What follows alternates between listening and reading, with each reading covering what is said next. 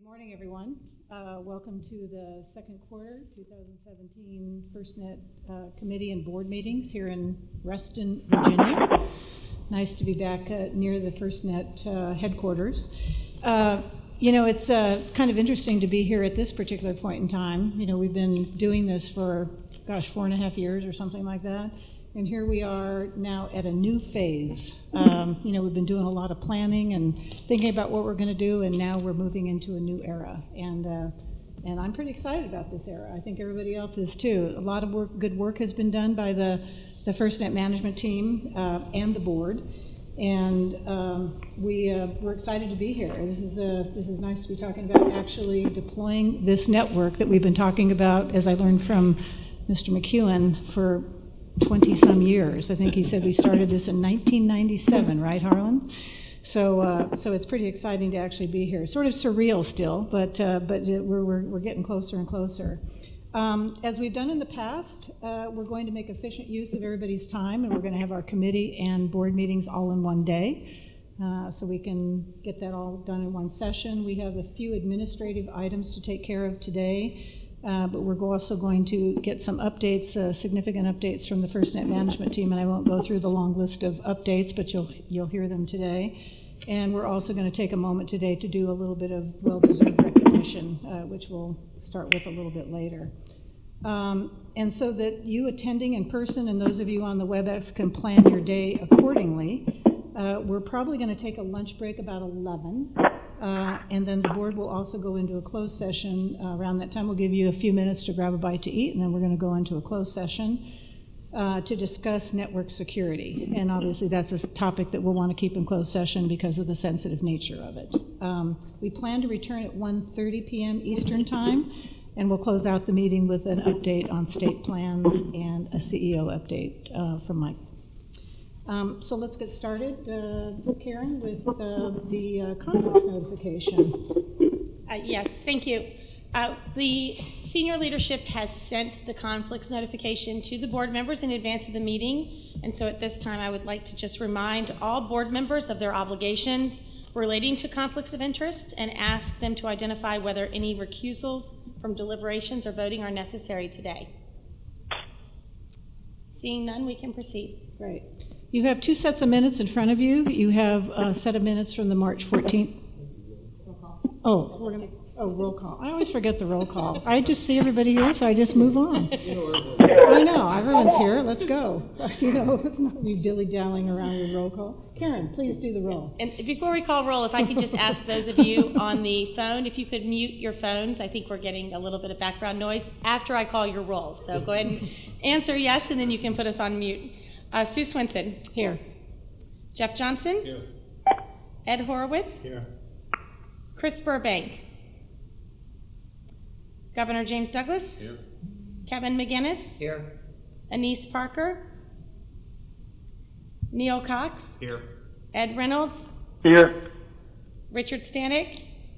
Here. Terry Takai. Here. Kathy Kraninger. Here. David Hess.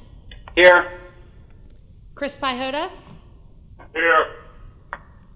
Thank you, Madam Chair. We have a quorum for both the committees of the board as well as the board. Great, thank you very much. Now we can go on to the two sets of minutes that we have. We had a teleconference back in March on the 14th. We had committee meetings and a board meeting that day. You have before you the minutes. I think you received those in advance. Are there any comments, additions, deletions? Hearing none, I would recommend that we move those minutes.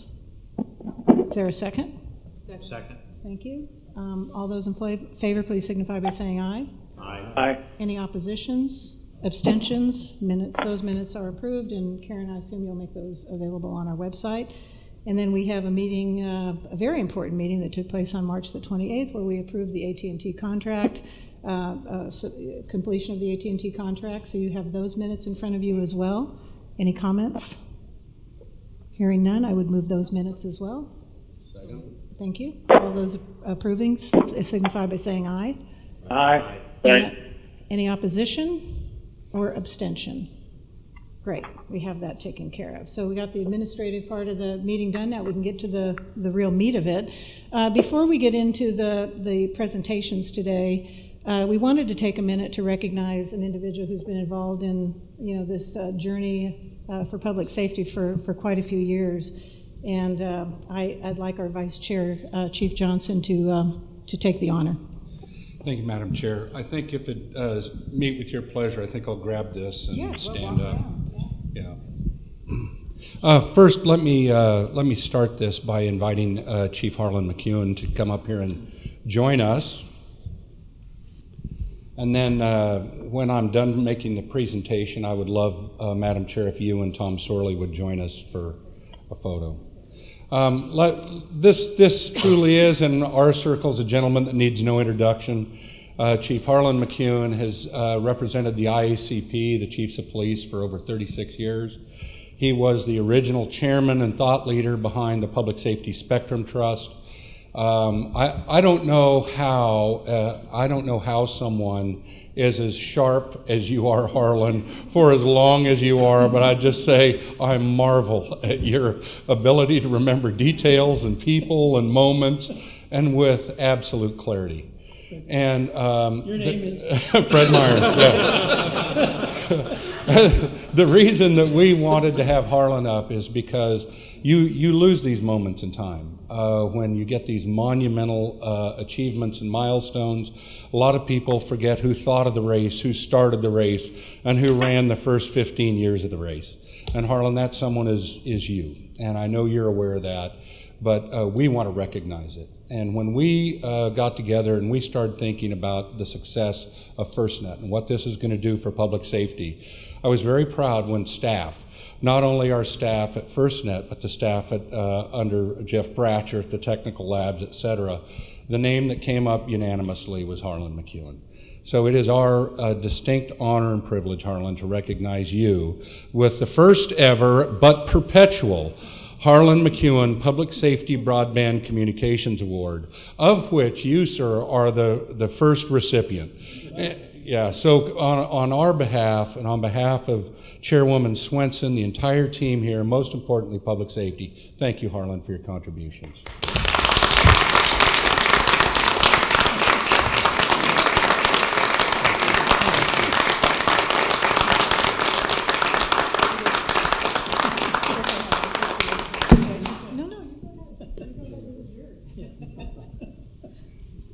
Well, this is a wonderful honor and an unexpected pleasure, to be very honest. I mean, I do cherish all those years of what I call trials and tribulations. I mean, they were not all fun, but there were days that were fun, and we thought, well, we've stepped ahead.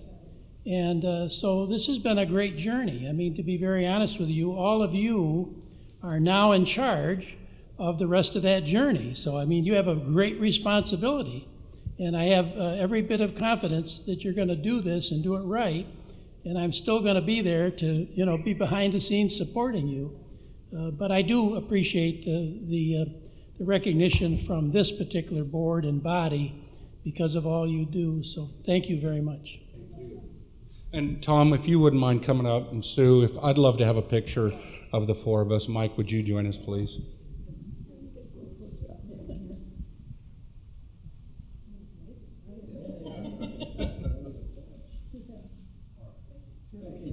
Thank you.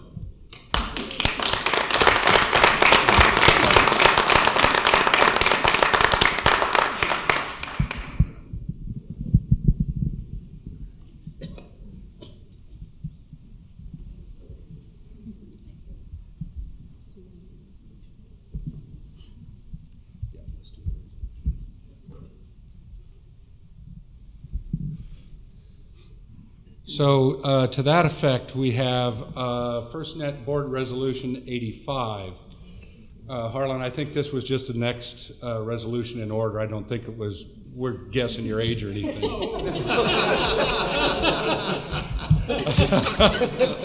Mike got there. Harlan and I have a running joke about his birthday is always during PSCR. I'd always give him a hard time that we have to get a fire permit for his birthday cake. Friends can do that. Harlan, so it's my pleasure to read, and Madam Chair, Board Resolution 85. Chief Retired Harlan McEwen served for 4 consecutive terms as the inaugural PSAC Chair. Under Chief McEwen's leadership, the PSAC submitted recommendations on identity and credential management, local control, priority and preemption, public safety grade, what that means, user equipment, user profiles, human factors, application and use cases, and eligible users. They established the Early Builders Working Group and provided early builder key learning conditions and lessons learned. They stood up an active tribal working group for recommendations on tribal outreach, education, and comprehensive consultation strategies to ensure participation by tribal jurisdictions in network planning. Now therefore it be resolved that FirstNet hereby extends its formal appreciation to Chief Harlan McEwen for his extraordinary expertise, experience, and leadership as the PSAC Chair. And in honor of that extraordinary expertise, experience, and leadership, hereby establishes the Harlan McEwen Public Safety Broadband Communications Award. Now, therefore, be it further resolved that the FirstNet Board hereby awards the Chief Harlan McEwen Public Safety Broadband Communications Award, the first ever to Chief Harlan McEwen. Madam Chair. I'm delighted to move this resolution for adoption by the FirstNet Board. Unanimous second. Yes, how about a unanimous second? Yeah, that's a good idea. We have a unanimous second, Harlan. All those in favor, please signify by saying aye. Aye. And I'm sure there are no opposition or abstention. Thank you very much. Congratulations, Harlan. Thanks very much.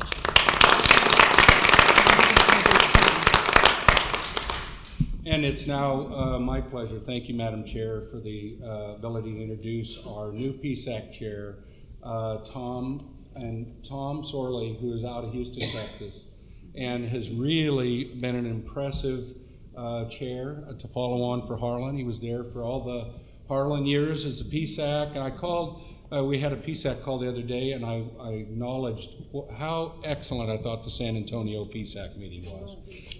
So Tom, great job picking up the baton, and this, sir, is your leg. Thank you very much. Karen gave me the clicker, so I'm going to see if I can actually successfully work it. It's not quite an award, but it is a clicker. But I did figure out how to turn it on. So thanks again for that. The kudos for the meeting. It was a lot of hard work by staff and others that really helped facilitate that. So it went really well. So I'll go ahead and start. As you know, the PSAC operates 3 working groups: the Early Builders Working Group, the Tribal Working Group, and the Federal Working Group. The Tribal Working Group is chaired by Brian Howard from the National Congress of American Indians. He's really hit the ground running as the chair of our Tribal Working Group, and recently he was able to lead an effort to codify some changes, suggested edits, I should say, to the tribal consultation policy, and that was ratified by the executive committee and sent on to FirstNet for consideration. We're also having our annual in-person meeting of that working group, July the 24th in Flagstaff, Arizona, in conjunction with another meeting there. So that's going really well. Early Builders Working Group continues to meet monthly. That group is chaired by Todd Early from the state of Texas. Each of those projects continues to provide key learning conditions, especially as it relates to recently large sporting events such as the Super Bowl that happened to be in Houston. So I'm a little familiar with that one. Additionally, we've been doing, that group has been doing a lot of work with Jeff Bratcher and his team to try out different things in their various projects, and it's going really well. Also, FirstNet and AT&T have begun discussions with the early builders regarding their assets and how to absorb those or not, and et cetera. So they're developing, working in good partnership to come up with a plan forward for that transition. The federal working group is chaired by Craig Moyse from the U.S. Department of Homeland Security. He's the Customs and Border Protection. It's currently somewhat ad hoc because we've had a challenge in getting additional federal representatives on that group. And so we're now crafting a new scope of work for them. Basically, that involves a lot of outreach to the regional offices and those sorts of things to ensure that the FirstNet message is getting where it needs to be for our federal users. See if I can click again. Yes. So we've recently concluded our most recent task team. Actually, it was yesterday, I believe. It's chaired by Chief Gary McCarhar from the International Associations of Fire Chief. It is called the Adoption Task Team, and basically that group has 4 deliverables.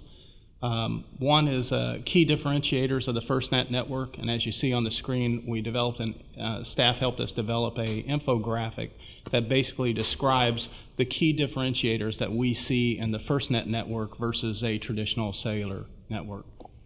We also are developing a checklist, a checklist that local agencies can use to look at things like their policies and those sorts of things. We have a report, obviously, that comes out of that, and lastly, we developed a small PowerPoint with talking points around each of the key differentiators in an effort for especially PSAC members to be able to socialize those at their various meetings of their associations. So that's going, right now that all those deliverables have been sent to the larger PSAC for review and comment, and we anticipate them moving forward to Jeff Bratcher and company, Rich, by the end of the month, next month, not this month. So lastly, one more time. Yes. Talked about the PSAC meeting June 15th. We had a really good meeting. First would like to thank all the board members that participated and attended. Most of them were there the entire day. It was a very good discussion. We had AT&T there to actually present some of the solutions details, and we had a really healthy discussion around kind of the nuts and bolts about how is this really going to work. A lot of the PSAC members had good questions, and I think at least AT&T they talked about how beneficial they thought it was, and they had homework to do afterwards. So I think all in all, a really good job. I want to again thank everyone that attended. Our next meeting will be a webinar. We're looking tentatively at the last week of September for that. We haven't actually scheduled a date yet, but we'd love for you all to attend that as well. And that concludes my updates. I'll be happy for questions if you have any. Great, thank you, Tom.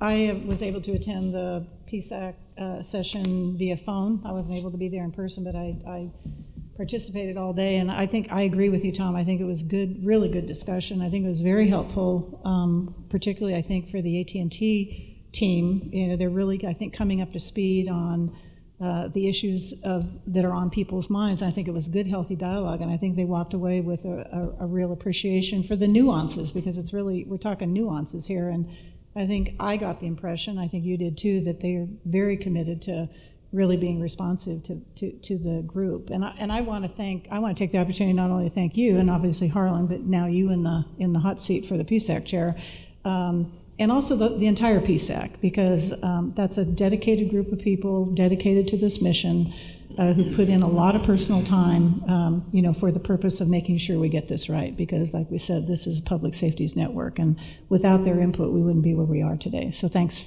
for that. Before we get on to the management presentations, I want to provide a governance committee update. The Governance and Personnel Committee, along with NTIA, is reviewing submissions of interest, expressions of interest submitted in response to the Federal Register notice that went out in April. It's important to know that the review of those submissions have to take into consideration the legislation, the parameters in the legislation, because this is not just one, come all. You know, there's certain requirements that the Congress really felt that the board should fulfill, and we're continuing to do that. So we will review those requisite skills and backgrounds to look to see which of the submissions actually could qualify for the board seats that are currently open. And I think it's important also to notice, and I know, and I'm sure our two recent board members will attest to this, but when we took Neil Cox and Ed Horowitz through the process, we talked a lot about the commitment of time, because this is not a meet once a quarter, tick the box, and you're done. This requires real commitment and involvement, and so we'll be looking for that ability of potential board members to fulfill that commitment, and also make sure that none of the board members who have submitted a show of interest have any conflicts, because while there's a lot of terrific people out there, as we discovered as we've gone through previous years, you know, their current employment or consulting work or, you know, affiliations with certain organizations really limit their ability to actually serve on this board. So it's a fairly rigorous process that we'll be going through with NTIA. The candidates that actually fulfill these requirements, we'll have interviews scheduled in July with the committee, and then we'll make those, make recommendations to NTIA, which will forward that to the Secretary of Commerce, because actually it's the Secretary of Commerce who actually makes the board appointments. And we're hoping to have that, all of that work completed by the time the time expires for the positions. We don't want to be in a situation where we're without board members, because there's plenty of work ahead for us. So that's a quick update on the governance committee. Is there any questions on that? Yes, Mr. McGinnis. Madam Chairman, the board, for good or for bad, many years ago asked me to serve as the tribal liaison for the board. So, and I've done this on a couple of occasions in the past. It is my duty, therefore, to make the following pitch. Okay. The legislation that created us, for all of the good that it's done us, has some flaws, and we all recognize those. And a couple of those were the folks that were specifically included in the development of the network through our process. Feds were one, clearly. We have plenty of federal representation on the board, however. Tribes were another, and we do not have really representation here. And so I do know that there are candidates, I know of candidates that will present themselves for open seats, and I would just urge that everyone give them an eye. That's it. No, I appreciate that, Kevin. Like I said, you know, it's really important that people understand that we have to look at the entire board and its makeup, and the open positions have certain requirements, so we have to take that into consideration, but I appreciate your input, because we have a lot of terrific people who've expressed an interest in serving on the board. I guess they think we're going to be around for a while, because we used to get just, you know, a couple. Now we got quite a show of interest, so I guess people think we're going to be around, and it's worth doing, which is actually encouraging and a good sign. But I appreciate your comment, Kevin. Thank you so much. Our first management report today is going to be from our CFO, I believe, Kim Farrington, and give us an update on what's happening in the world of finance at FirstNet. Thank you, Sue, and good morning, everyone.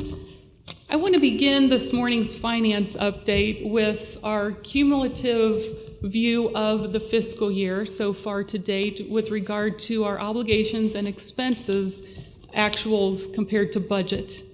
So as you can see from this slide, if you look at the bar graph towards the bottom of the graph, the blue bar represents our obligations year to date. As of May 31st, our obligations were $44 million. The red bar next to that is our expenses to date, and those are $53.8 million. Now you may notice that there is a new addition to this slide this quarter, and those are the dashed lines. If I could rewind for just a minute, back in September of 2016, when we actually proposed and approved this budget, we approved it at an $84 million obligations budget amount, and the expenses were $118.4 million.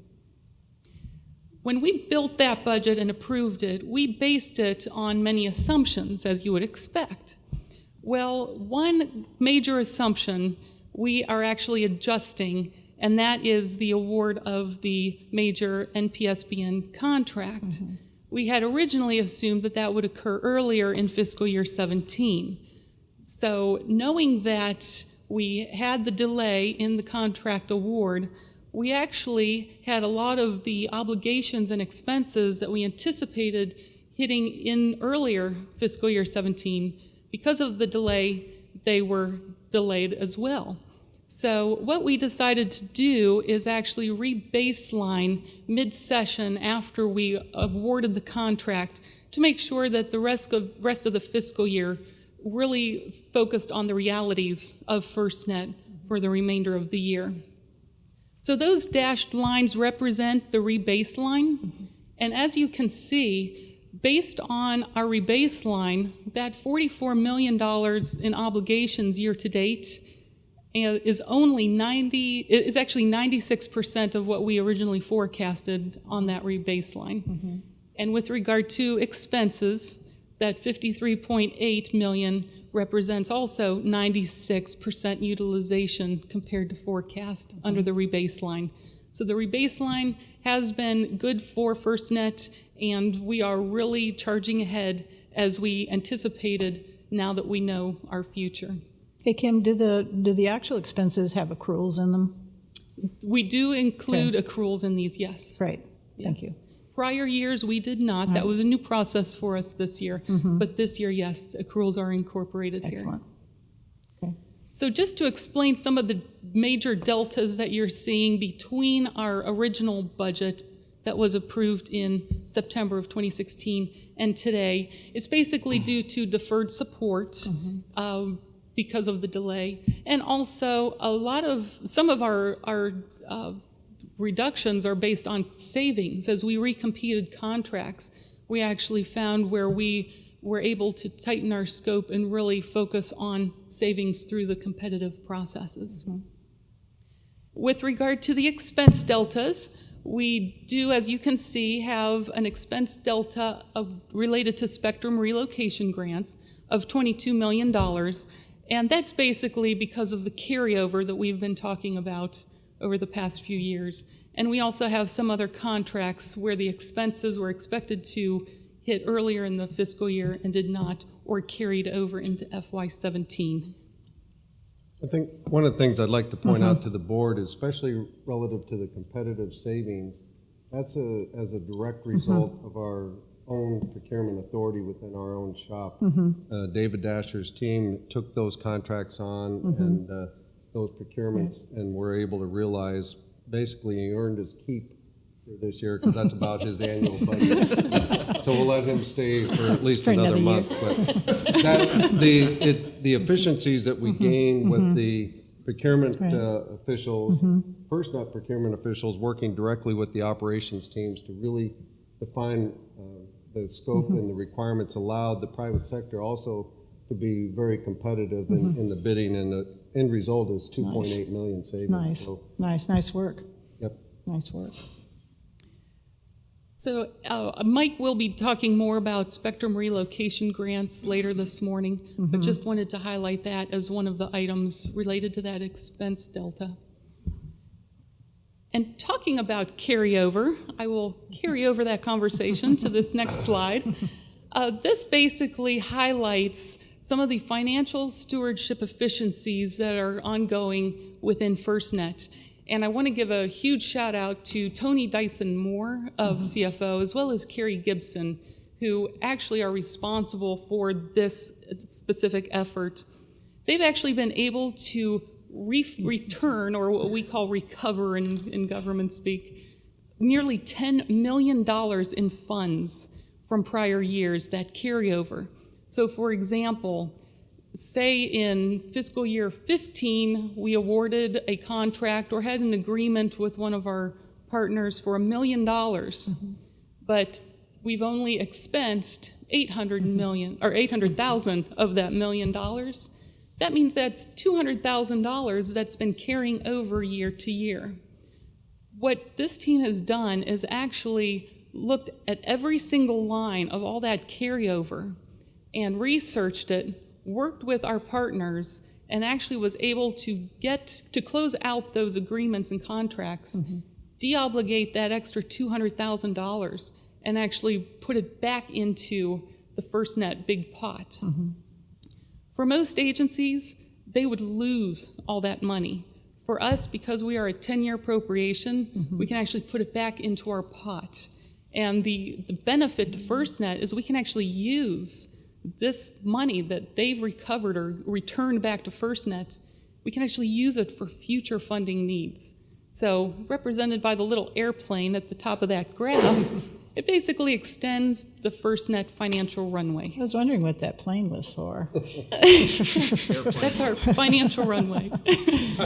You know, it's kind of like releasing a reserve that you would do in, you know, in another business, right? And if you had a reserve, you'd release it and make it available for use. Exactly. Good. Exactly. Good. So a lot of cleanup going on, heroic effort, but it's well worth it. Just out of curiosity, how much is in that reserve now? How much is left that is obviously available for consideration? We actually have about, we're starting back to FY14. We cleaned up 12, 13, working on 14 and 15 now. Okay. I'd say we have around what we've identified as about $7 million more to clean up. Okay. But it's not really necessarily clean up. It's looking at each of those individual lines, hundreds of lines, and seeing, is there any activity?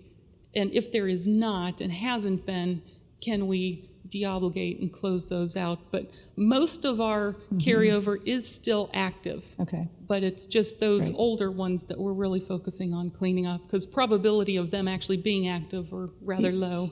Yeah, you have to wait until you get the completion of the original project before you can make that determination, I presume. Right. Right. Final invoices, Yeah, final yeah. deliverables, that kind of thing. Okay. This is FirstNet's version of going through the couch and getting all the loose change. Right, exactly. Given the airplane, it looks like our money's been reaccommodated.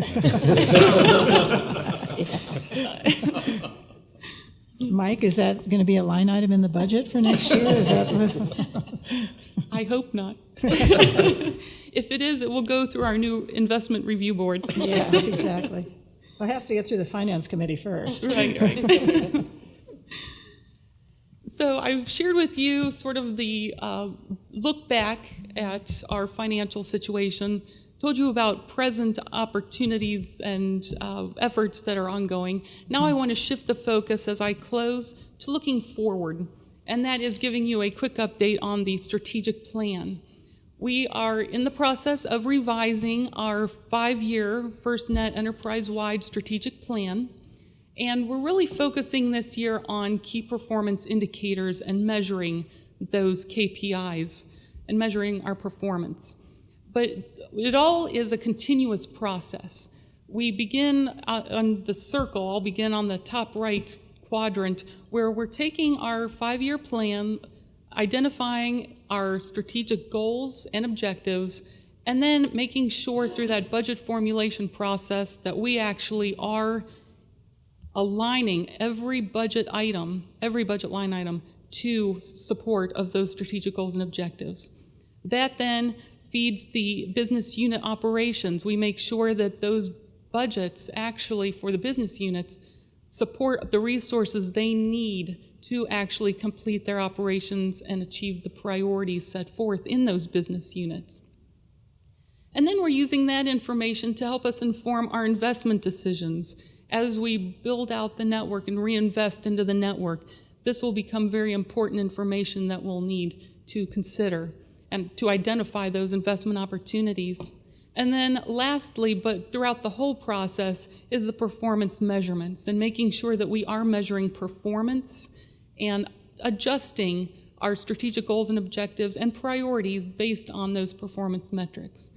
So our plan is, from a timeline perspective, is to actually finalize the update or revision of the 5-year plan in July, and then we're actually going to start monitoring our progress and performance and ultimately the successes of FirstNet. And we'll definitely use new automated tools such as our cost accounting and data analytics system to actually focus our efforts and analytics on our successes. It just seems to me that we're moving into a cycle time that is going to go a little bit faster. We're going to need more information more frequently about what's going on, whether it's task orders and all the details around that. We'll talk about that a little bit later today. But I'd like Mike and the management team to really think about what are the things that you need to be paying attention to from an operating perspective, and what's the frequency of that information. When you're in operating mode, you worry about it daily, not quarterly or even monthly.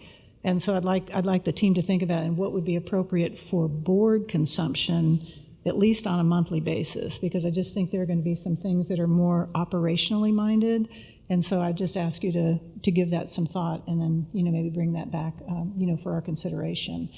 I also have a question about as we move into the phase of instead of just being a cost center, we're going to have some revenue. And so I would imagine that you're thinking about that relative to what the P&L will look like on a go-forward basis. I assume that we'll be looking at that from a finance committee perspective? Definitely. That is top priority for me as we are moving forward. We're doing that manually, creating that P&L. But yes, that is definitely top of our list. Okay, great. And I think we'll be looking at budgets, in August or something? Right, so for the FY18 process, the business units, we always do a bottoms up because we do have the luxury of being a smaller group.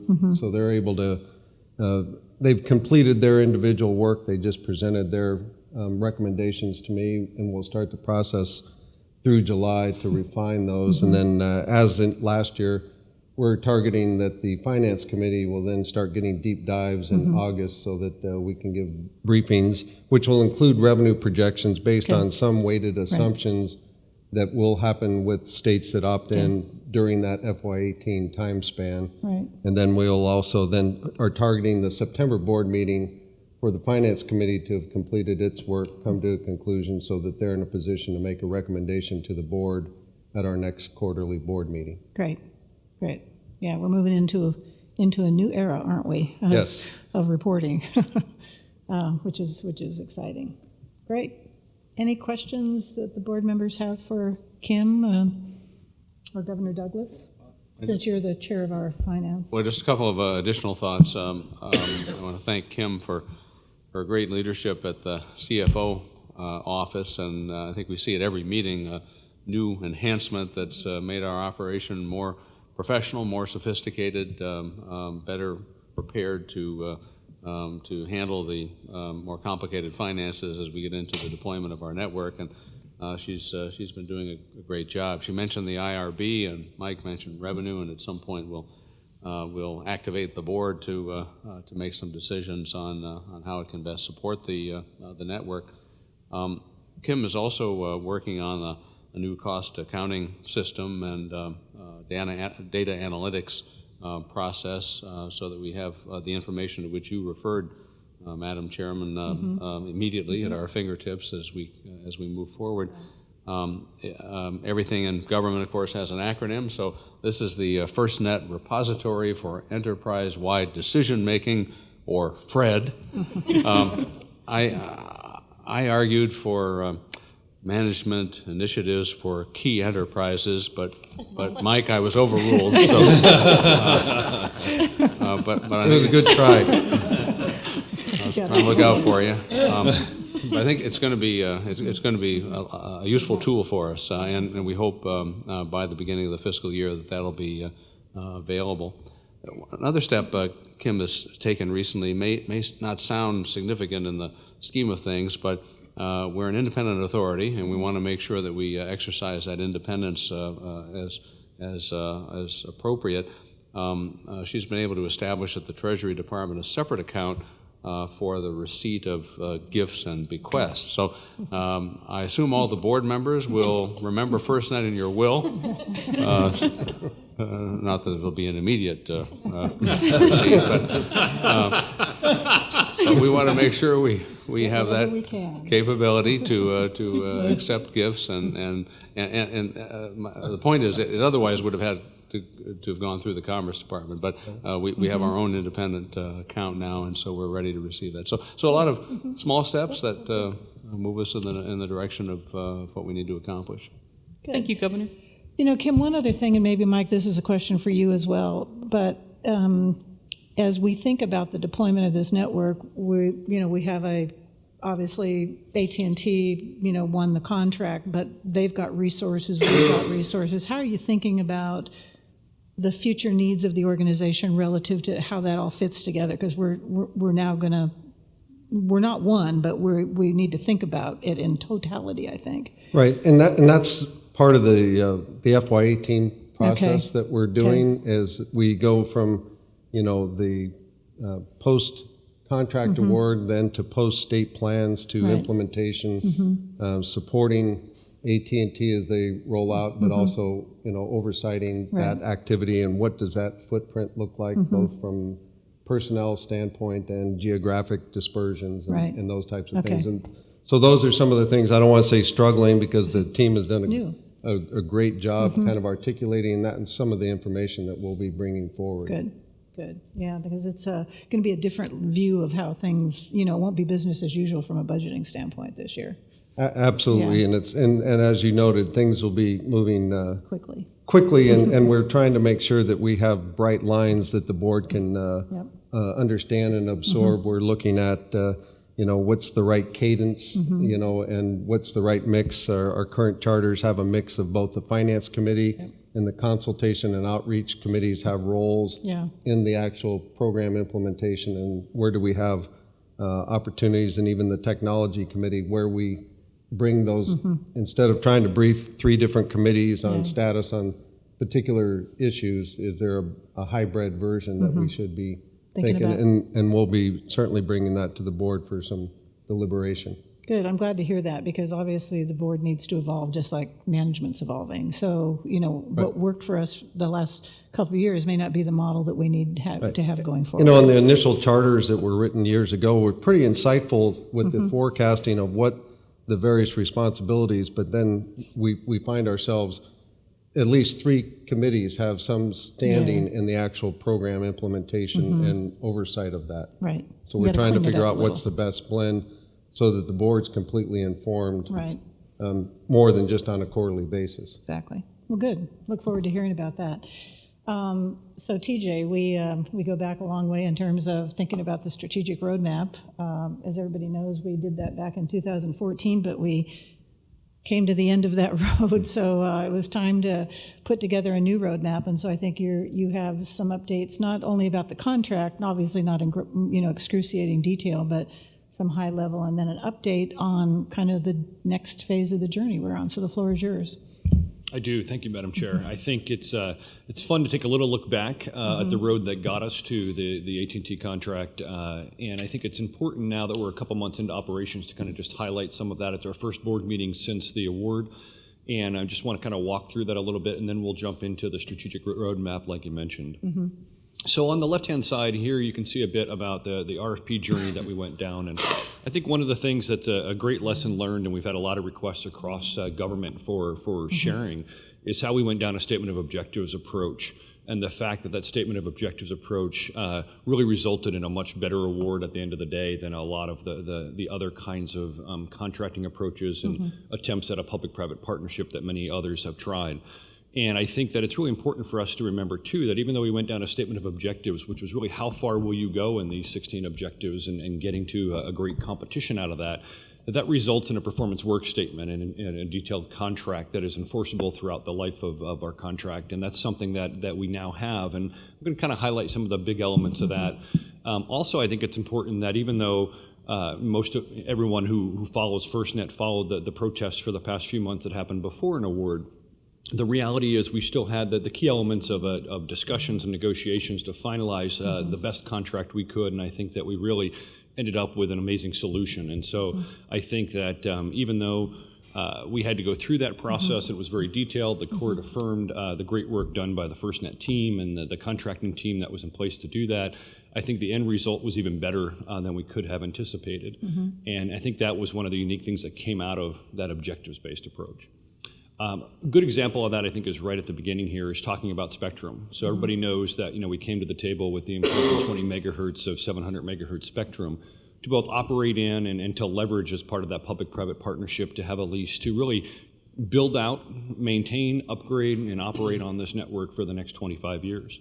The solution at the end of the day that we ended up with not only does that, but it also brought forward really two elements of the infrastructure that AT&T and their team brought to the table, which was the rest of the LTE spectrum and the rest of the assets of the network that already exists that is really going to be the baseline of what FirstNet and the FirstNet dedicated network will ride on top of. And this does really two things for us. One, greatly increases the speed to deployment. It actually allows us to have the ability to have priority on the existing network after opt-ins over the next few months. It also gives us the ability to get to preemption before the end of the year, which just would not occur if we were building this from scratch. There's just no way to get to that kind of speed of deployment and to really put the network in people's hands that quickly.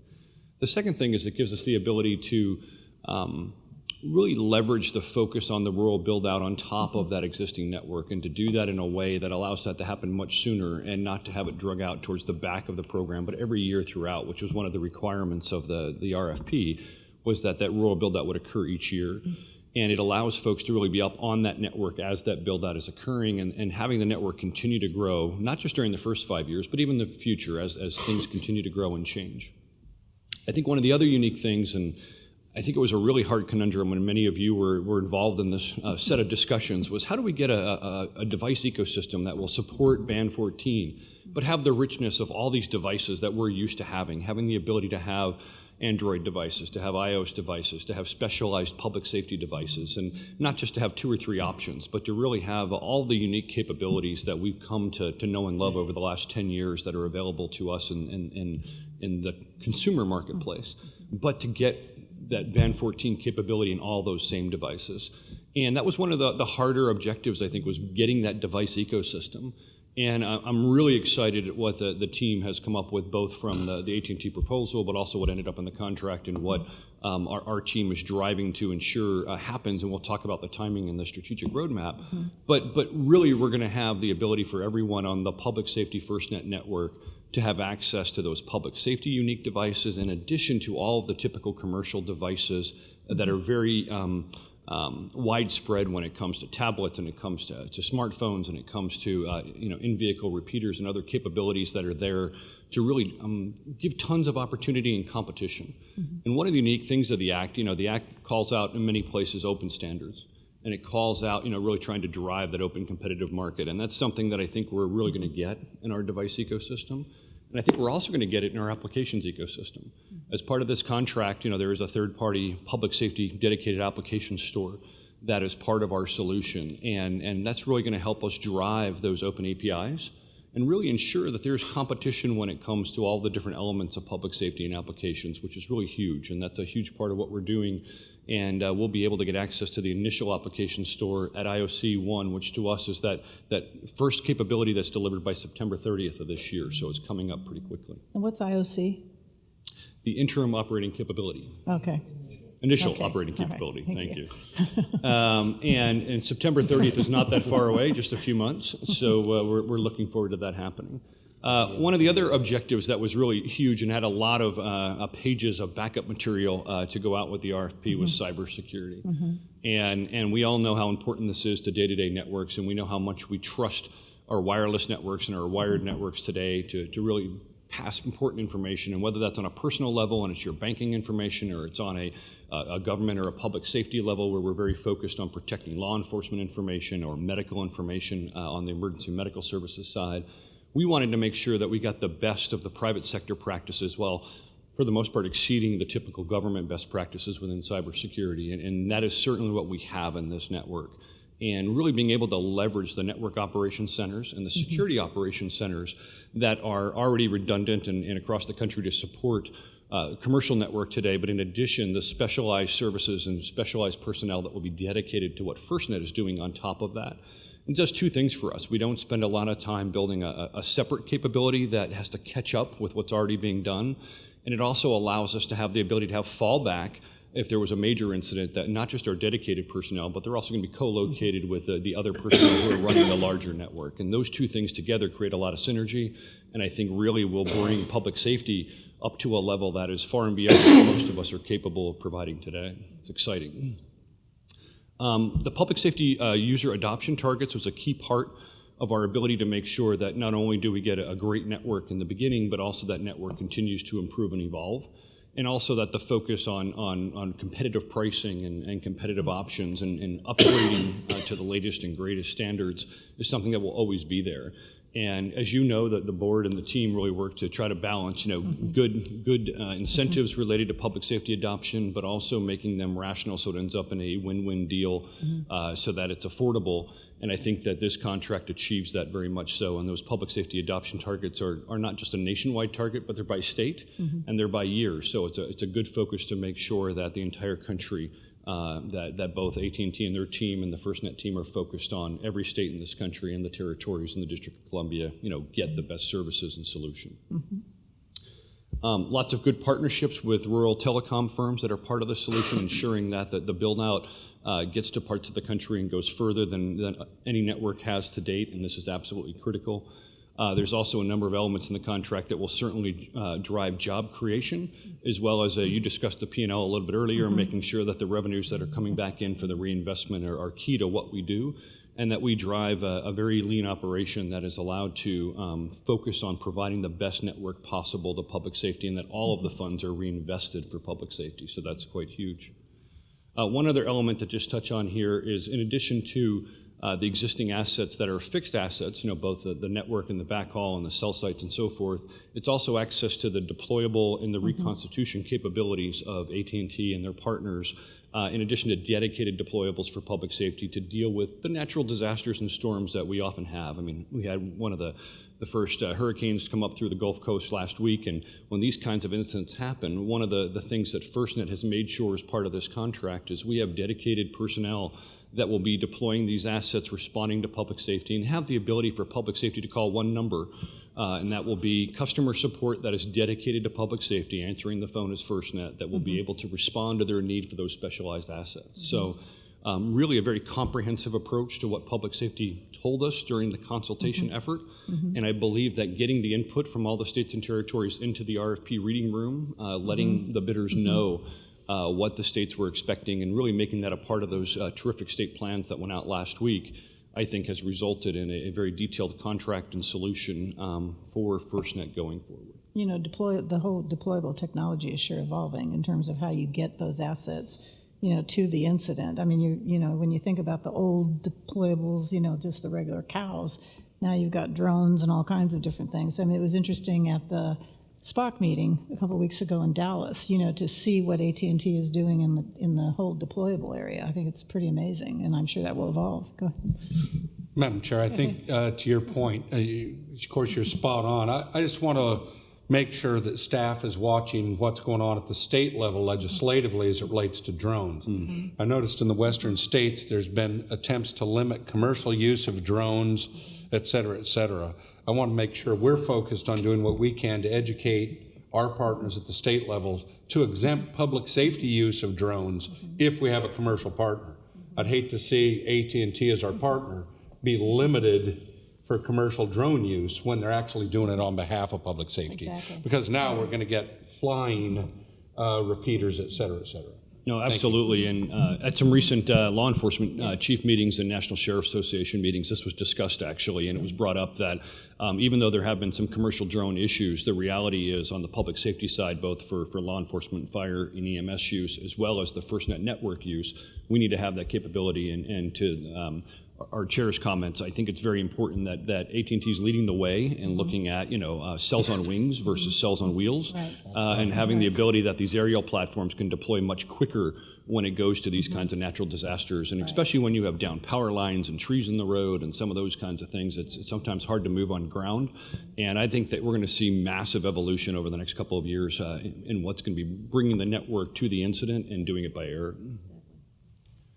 So I just wanted to pause here on these objectives and kind of the history with the contract, and just make sure that I've answered any kind of questions you may have for anybody on the board. Well, you kind of skipped over my favorite bullet, and that's the customer service team dedicated to public safety. All right, shame on me, Sue. I was wondering if you were going to come back to that, but you know, that's a big deal for me, and it's a big deal to public safety, and I think we've had a lot of discussion about the importance of, you can't just put anybody in those jobs. You got to have people who understand the public safety needs and can really understand that in an urgent fashion. So just any comments you want to make on that? Absolutely. So beyond the branding and the capabilities, it's really about delivering that customer service to public safety. And like I mentioned earlier, having the ability that there's one call to make and problems get solved, and that there's follow-up, and that there's tracking to make that happen.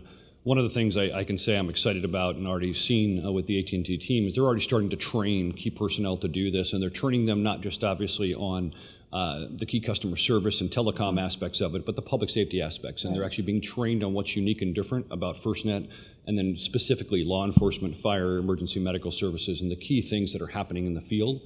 And I'm glad to see that training, because you mentioned earlier the nuance, and I think there's a lot of nuance when it comes to that call at 2:30 in the morning when there's a certain critical need and something's not working. It's not the same problem when one of us calls from our home with an issue. And I can tell you that the team is committed, and as part of this contract, to provide that public safety grade 24/7 public safety service. And not just on the phone line, where certainly that's going to be there, and the tiered response that will come with that, but also in the field. And AT&T has been staffing up their field resources, hundreds of key personnel across the country to do this, and training them up with FirstNet's input on the public safety side. And also working with the FirstNet Chief Customer Officer team to make sure that we have a good check and balance out in the field, and that team's there if for any reason they're not getting the service that they believe they should be getting as part of the FirstNet delivery. That they have the key personnel at FirstNet that they can reach out to and make sure that they're getting the kind of constant and factual and quick follow-up customer service that they deserve. Just an ad for those jobs, and TJ mentioned the jobs. There are lots of public safety jobs being opened up at AT&T. So I'm going to make a public service announcement.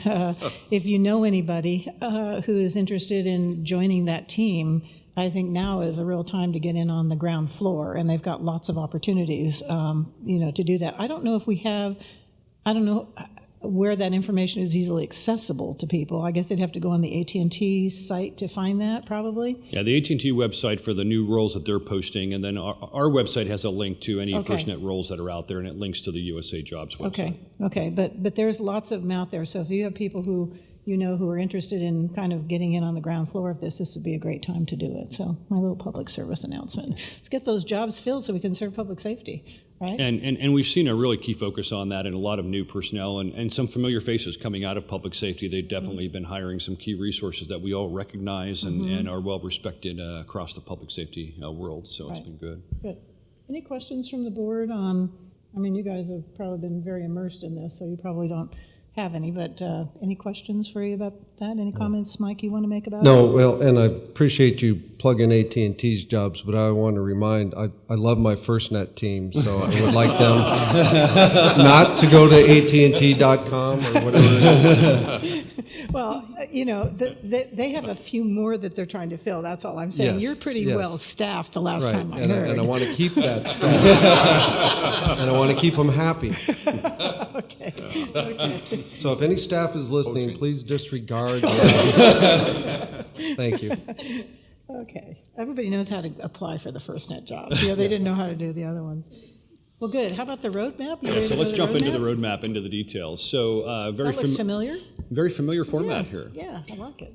So much like our original strategic roadmap, we are now laying out the next 2 years, and as we talked about, I believe at the last meeting, it's kind of a rolling roadmap, and we'll continue to update this as we go forward. And we use this internally for the team as well as externally for committing to the kinds of key milestones and deliverables that people can expect. And I think that as we just saw with the state plans rollout, in the contract it was a 6-month deliverable to get to state plans, and both the AT&T and FirstNet teams working tirelessly together were able to do that in the mid-June timeframe, June 19th, I think specifically. And it's really nice when we can beat those kinds of key deadlines and get the plans in the hands of the state so we can have the real conversations. And I think what's exciting about that, you can see the ability to have those state plans delivered in June. has allowed for real conversations to go on across the country. And just in the last 2 weeks since this has been released, if we go from the beginning of last week to the end of this week, I believe there's 27 state meetings that are being held. So a tremendous amount of canvassing of the country, and I believe all 50 plus states are actually scheduled now to have a meeting just in the next 30 to 40 days to make sure that everyone has a chance to ask the key questions about that detailed plan. And as you remember, that plan is actually being delivered through the portal. And we're a modern organization here at FirstNet, and we're not going to be shipping paper all over the place. And what's great about the portal as well, and I've spent a lot of time in it as it's been developed and presented, is it's very user friendly. You'll see it really acts in the way that we're used to interacting with the web today, and it gives an ability to really dive deep and to focus on what city and county or what part of the state you're in, and really see what's important to you, and not just what's important at a state or a federal level, and I think that's really important. I think you're right. I was actually, when it launched, I actually went in and cruised around. It's very intuitive, so very nice job on everybody's part to get that portal done. And that's the same kind of feedback we've been receiving. I think we've had over 1,600 people that have been accessing the portal across the country, and a lot of good feedback that it's easy to use. And I think Amanda and the team will dive into that a little bit deeper. Right.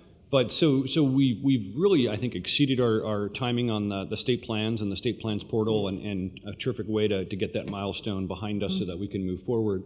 One of the other unique things, and we talked about this a little bit on the last slide with contracts, is that priority service will be available immediately after opt-in. And so we've kind of put a July 15th date that we suspect that would be the earliest anybody would probably be wanting. But we want to make sure that priority service is available, and so that when people start getting that capability, that we can deliver on that.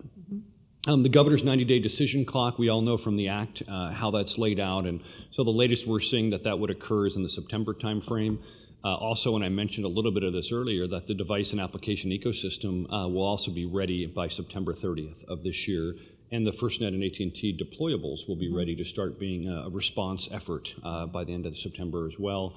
And then the FY18 budget will be brought to the board before then, and certainly work with the Finance Committee, but be able to be voted on in September so we can move into the fiscal year. Going forward, a number of other big things start to continue to happen. Obviously, the opt-out, opt-in process will be completed. This will certainly give certainty to the amount of work that needs to be done if there are any opt-out states, and to work through that, and also to move forward with the deployment that would go on and the actual services that would be delivered in the opt-in states during that process. During this time, we also expect a little bit ahead of schedule, and the RFP we had laid out there for the preemption and to be tied to the core delivery, which is in March of 18, or 1 year into the contract. But preemption is going to be offered about 3 months earlier than that, because it's been asked for by public safety. And one of the very unique things about the FirstNet network is public safety has always wanted priority and preemption. And there's no network today in the United States that delivers priority and preemption. And this will be the first time that's available, and I think public safety is really excited about having that certainty, knowing that not only will they always be at the front of the line, but if for any reason the front of the line is crowded or it's too difficult to be able to get a bear and get on that network, that they will be able to have other users moved out of the way, so that they will always have an ability to get through. And I think this is so critical. It's one of the core tenets that was in the act, and I think that we're able to deliver it ahead of schedule. I think it's going to just be really important to public safety. Jeff will dive into a little more detail in a few minutes about what's happening on the core network, but I think it's really important that the FirstNet core being completed in March of 18, this actually is another kind of pretty monumental milestone, in that public safety will have a dedicated core network. And it's almost too hard to explain it in a few minutes, how monumental that is when we look at the capabilities it's going to provide that are dedicated to public safety. But it's also, it's almost emotional in the sense that when people look down at their device and they look in the upper left-hand corner, they're not necessarily seeing a carrier's name. They'll be seeing FirstNet, and they'll be seeing that they are on their own dedicated public safety network. And when I talk to police chiefs and fire chiefs and sheriffs and EMS chiefs, and try to really talk about what the network will mean to them, they really look at the device and they see FirstNet on that upper left-hand corner, and they look at the ability that it's going to have priority, it's going to have preemption, 24/7, 365, nothing that they need to do to make that happen. no extra charge or special unique app they have to use to get priority and preemption. It just works. And that's what public safety wants. Just like when we have an emergency and you dial 911 and public safety responds, you want them to just be able to be there and have the tools and have the capabilities and to just work in what they need to do. And that's what this network will do for them. And that it will also have access to the tools, so applications in our case, and the ability to use voice, video, and data in ways they haven't always had. And I think that, having that dedicated public safety core network, and remember, this is a core network not just for opt-in states, but for opt-in and opt-out states. Everyone will connect to that public safety core network to have that capability, and I think it's so critical. So Jeff will spend the next year doing nothing but talking about this, but I don't want to underemphasize how big and important that is. You just stole all my thunder. You won't have to do this presentation now. He's got way more, but I'm excited about it. And I have to say, when we talk to technical folks in public safety across the country, they're excited about it. It's something that there's one thing to ride on somebody else's network. There's something to have, capabilities on a commercial network, but I think that having a dedicated public safety core network and for instance, to have the higher levels of security that encryption will provide to the core network and from the core network back to folks in the field, it's just something that's not offered in other ways. And it's kind of a geek kind of thing, so it's okay. It's a big deal. All right, I'll stop talking about it, but it's a big deal. Yeah, oh really? I think, Jeff, it's okay. Yeah. As Mike said yesterday when we were prepping for this, he said, "Go full nerd when I talk." You haven't gotten Jeff warmed up yet. Okay. Well, you're warming him up. So let's talk about June of 2018, which is only a year and a few months away. We'll start testing some key future features, like testing what's going to happen on mission critical push to talk, and I think that's another exciting milestone for us. And we know that testing the capabilities that are in the third generation partnership project 3GPP standards for public safety services and mission critical services, that the one that's probably most exciting to folks is push to talk. Right. And so we're going to spend the right time, not just with AT&T and the amazing testing they're going to do against those standards, but we're going to do independent validation and testing with our Boulder labs and really ensure that this is meeting the public safety grade needs of public safety in the United States. And Probably I think do testing with some of our own people, maybe even some of the members of PSAC or something, I would imagine. I'm sure we will find fun ways to do that and get them involved in it. Good idea. Also, you're going to see the deployment of, obviously, Band 14 in addition to the other commercial bands that are out there happening at this time in all the opt-in states and the FirstNet field operations ramping up as part of that. To me, this whole discussion of Band 14 almost becomes irrelevant at this point. It reminds me of the days of CDMA and TDMA. It's like, the people who are the users really don't give a rat's ass, you don't. It's like, I don't care what band I'm on. Does it work or not? So it's kind of interesting. I think we'll see ourselves not talking about that so much going forward. No, I agree. I think Band 14 will start to not be part of the messaging when you look at the fact that having access to multiple bands and different bands provide different capabilities. As we know, higher spectrum bands, move video and higher density elements so much better than some of the lower bands, and we get some of the great rural coverage and other elements. And also because of what we talked about, even in the AT&T spectrum cache today, they're leveraging 700 and 800 plus our 700, and so it's not just the low band capability that our spectrum brings to the table. Right. Chair. Go ahead. This brings up a couple points I want to just touch on. Number one, Jeff, thank you to you, your staff, and at the FirstNet Labs and the PSCR staff, because what this does is it gives independent validation that what our partners are going to do is actually in the best interest of public safety. It's been tested and it's proven. And the beautiful thing is public safety knows. It will not get thumbs up from you and your team or the PSCR team until it meets public safety grade and standards. And that is just a wonderful acknowledgement and check mark. Second thing is this conversation about spectrum and whether it's Band 14. This gets all wrapped up into this as state plans come out is this AT&T's network? Well, early, but not, right? So it's a good time to say. So AT&T will roll this out on their network first, but that is not the FirstNet network per se. The FirstNet network is much larger and it leverages off the AT&T network, but it isn't just the AT&T network. It is a much larger network. AT&T is building a network for FirstNet, and it is FirstNet's network. And it is a much broader offering than just the Band 14 offering. which I think is a very important factor because it adds tremendously to capacity when you add priority and preemption. Tremendous add to capacity. Yeah, so just want to thank you for that and just touch on that. Thank you. I was just out with Jeff's team last week in Boulder as well, and the team is really 100% ready for test equipment to come in to do that independent validation, and literally they're 100% prepped to move right into that phase, and I think it's going to be an exciting time. I think the other thing that the team's working on, and I'm just going to highlight it at a high level right now, is whether you talk about applications or devices, but really driving this open ecosystem. I mean, I cannot talk enough about the team's focus on open APIs and making sure that the applications and the capabilities that are going to ride on the network are going to have that same kind of independent validation to ensure that they're going to meet public safety's needs from a security perspective, from an interoperability perspective, and really following what we had in the Act, which was telling us in multiple places to make sure this is a single nationwide interoperable network that will evolve with technology. And that's one of the things that, if you remember, we did a lot of banging our head together. How do we evolve over the next 25 years, and how do we build that into an RFP, and how do we make sure that ends up in a contract? And I think we've really done a very good job of doing that, certainly over the next 5 years, and I think certainly predicting what's going to happen over the next 20 years after that. And when people, we still get the question, well, what about 5G? What about these things that come in the future? And I can tell you in our nationwide contract, we built that in, and we built in the capability and the funding mechanisms to make sure that as 5G is added into the network, FirstNet will keep up with the latest commercial standards and will continue to grow as additional releases of those standards come forward. And that's why I think you're going to see on here, additional applications and the evolution and looking at, continuing to improve security. It's an ongoing effort. And we'll continue to update the roadmap as we have specific new releases. So when we talk about, instead of release 13 of some of these mission critical standards for 3GPP, going to release 14 and 15, that will be added in as well. There's a number of other elements on here looking at the integration with 911 and next-gen 911. Certainly a key element that, FirstNet's very focused on getting information to public safety in the field and from public safety in the field to each other and back to the dispatch center. But we're also very excited about the evolution that's happening on the next-gen 911 side and how that should provide richer information from the public that can also be shared with public safety in the field. And that's going to really be a game changer.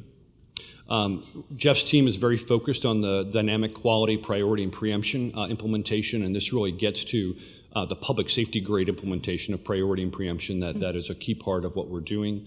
You can see some additional elements going into target connections. This gets into user adoption when we get further out into March of 19, and every year you'll see this as part of the March timeframe. When we look at that annual, we'll be looking at a key adoption that's occurred across the country for public safety and making sure that meets our need. But the most exciting element on this one is mission critical push-to-talk available based on 3GPP standards. And what this means is that the technology, the software and the hardware will be in place. It doesn't mean that everyone's going to just flip a switch and all of a sudden say this is perfect or this does everything that we need it to do. What they're going to do is they're going to have those capabilities and they're going to start utilizing that, alongside the other mission critical push-to-talk capabilities that they have and really start to build trust in it and test it and use it in the ways operationally that they need to. When a public safety agency decides that mission critical push-to-talk over LTE is good enough for them, it's really up to them. It's up to public safety to make that decision. What Jeff and the FirstNet team are going to do is validate that it's meeting the international standards, it's done in an open standards way, and that it's meeting the tested capability. And also, we're not going to go forward with it if it's not ready. We want to make sure it's ready for public safety and that they have the ability to bang on it in an operational capacity. That makes sense? Yep. And then lastly, just to kind of highlight the evolving network policies. So as part of the state plans, the initial network policies were brought to the board and are part of those state plans. And those are, a document in time. And network policies will continue to be evolved. And certainly when we get back to the Act and having that one nationwide interoperable network, that means that these network policies have to work for all aspects of the network and everything that connects to it. So we expect these to grow over time and to be continually updated. One last thing on there is location-based services, and this is something that is near and dear to most of public safety's heart. And when we look at the fire service, I'm sure Chief Johnson can comment on how important it's going to be able to locate firefighters and other personnel on every aspect of a building, whether we go into the subterranean component, which is hard to do, or we get into high-rise buildings and being able to find personnel. And this is really a big driver of the location-based services, and I think that the public will also benefit greatly from the advances that public safety is going to push into this. So I think this is an important lesson, I think, on the public side that, you know, whether you're trying to find your iPhone, whether you're trying to locate your spouse or your children because you can't find them in a crowded parking lot or whatever, the reality is at the end of the day, the important needs to save the lives of firefighters, paramedics, and citizens in homes that when these rescues are going on and being able to really precisely locate where folks are at, I think we'll have not just a public safety benefit, but a consumer benefit as well. So I really encourage the technology companies paying attention today to focus on solving this problem for public safety because it's good for their business as well. Yeah, TJ, I just don't think we can get that streeted fast enough. You know, I think if you look at all the differentiators that are on the street, location services is probably the number one thing public safety is looking for. You know, I mean, the rest of it can get lost. A lot of them have pretty reliable networks right now, unless something's going wrong. But the location-based services has got to be the top feature that people are looking for. That plus the App Store, et cetera. But that's fantastic. And whatever we can do to step on the throttle of accelerating Z-access is pretty important. Everybody wants to have that 3D location capability, and it's just something, you know, we're driving. I know everybody on Jeff's team is driving, and every time we meet with the technology community, we're pushing it. Yeah, a lot of the R&D funding, it's a good point. We should highlight that. You know, as part of the FirstNet Act, there was about $300 million set aside for our public safety communications research partners out in Boulder to really drive that innovation. And I got to tell you, Derek and the team, we just got done with PSCR. It's always an exciting time. And the first $30 million or so of those key challenge grants and the real elements to drive technology and where it's going, you know, was a huge part of that. And location-based services, a number of the solutions that were funded have really futuristic capabilities on location-based services and really pushing those limits. Well, it seems to me, I mean, everything I see is that it's moving along quite briskly because there's so much interest in it. So, I mean, while we have it on the roadmap here, I think whenever it's ready is when, I mean, if it happens before, it'll move up in the roadmap. So that doesn't necessarily mean we're going to do it right there. We're certainly not going to slow down for it. Yeah, exactly. We're not going to say, well, we're not doing it till then, right? But we do want to really push that. We want it to be standards-based as well and make sure that we drive that it's open. So we've given the appropriate time, I think, to allow that to happen. But at the same point, we'll bring things forward. And just like we did with state plans, as if we can beat these expectations, we will. But as you know, I think we all like to hold ourselves and hold the team accountable to some measurable results. And this gives us a great way to do that. Right. And TJ, just so everyone's clear on it, contractually, when is AT&T required to provide the Z-access in terms of location-based services? And how well does that sync with our tech team's resolution on which approach we're going to take? So I'm going to turn to Jeff. I know he has a number of elements in the mission-critical services on the timing. So, great question, Jeff. So March 2019 was the first one with Mission Critical Push to Talk. I think following the year after that is when the additional services come into play for the contract as well. So this aligns with the timeline TJ sharing here. But we're already starting those discussions with AT&T on the requirements and how we drive this into the network now, and leveraging the investments that were just announced in the R&D program is pulling this, you know, faster. How can we pull it in and get it going sooner than that? So we're working all that in parallel with the three different groups. And contractually? And it's in the contract as well for mission critical services as we deploy. Yeah, but I think that's what I was wondering. I think it's further out in the contract. With the final operating condition. No later than. It's a no later than date. No later than the FOC, which is 5 years. That's right. Thank you. Go ahead, Kevin. Well, just building on Jeff's comment, we need to, it may be 5 years out, but I mean, it's to be started now, and for components to be put into the system now to make sure that we achieve that and help AT&T achieve that. We can't wait till 4 years from now and then decide that it's not doable. We've talked a bit about the integration of Enhance or NG911 and what we do, and I'm total proponent of that. I see the end-to-end network starts with 911, ends with us, and goes back and forth from machine to machine, from automatic crash notification in cars that needs to come onto my device as I'm leaving the barn or my ambulance with no intervention and very quickly. The problem that we have now is that there is a drag on the other end. I've been involved in the location-based 911 accuracy discussions now for quite some time, and it is being dragged down. And it is going to be a difficulty for us that we need to be very proactive here from our end of dragging it back up. So with that in mind, that's a challenge. Very helpful, Kevin. I agree. I think it's important. And to Jeff's point and Sue's, I think it's very important too that we want to enable this to happen faster. So even if we look at a contract element being a few years out, just like we've done all along, the sooner that we can provide an open standards-based solution, we're going to drive that and make it happen. And look forward to at future board meetings talking about some of those advancements coming sooner. Yeah, when have I ever said, let's go slower? Never. Let's slow this thing down. Let's slow this down. Going too fast. Is it done yet?